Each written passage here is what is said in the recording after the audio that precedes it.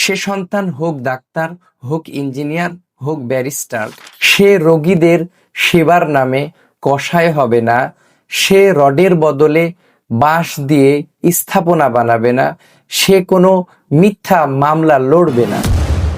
আসসালামু আলাইকুম ওয়া রাহমাতুল্লাহি ওয়া বারাকাতুহু।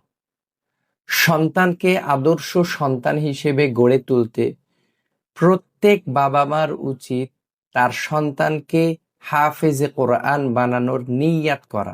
এক্ষেত্রে অবশ্যই সন্তানের বয়স যখন ৬ থেকে ৭ বছর, তখনই তাকে এমন একটি প্রতিষ্ঠানে দিন যেখানে প্রথম শ্রেণী থেকে পঞ্চম শ্রেণীর মধ্যেই সন্তানকে হাফেজে কোরআন হিসেবে গড়ে তোলা যায়, যাতে পরবর্তী পড়াশোনার ক্ষেত্রে তার কোনো ধরনের বয়স লস বা স্টাডি গ্যাপ না যায়। তাহলে আপনার সন্তান পুরো জীবনে কোরআনকে বুকে ধারণ করে সুন্দর একটি জীবন গঠন করতে পারবে ইনশাআল্লাহ।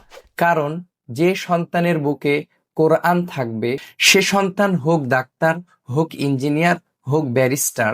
সে রোগীদের সেবার নামে কসাই হবে না। সে রডের বদলে বাঁশ দিয়ে স্থাপনা বানাবে না।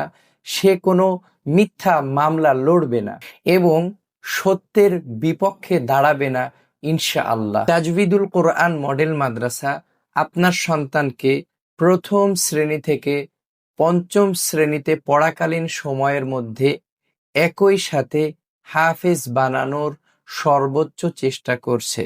তাই ভিজিট করুন আমাদের প্রতিষ্ঠান, কল করুন স্ক্রিনে দেওয়া নাম্বারে।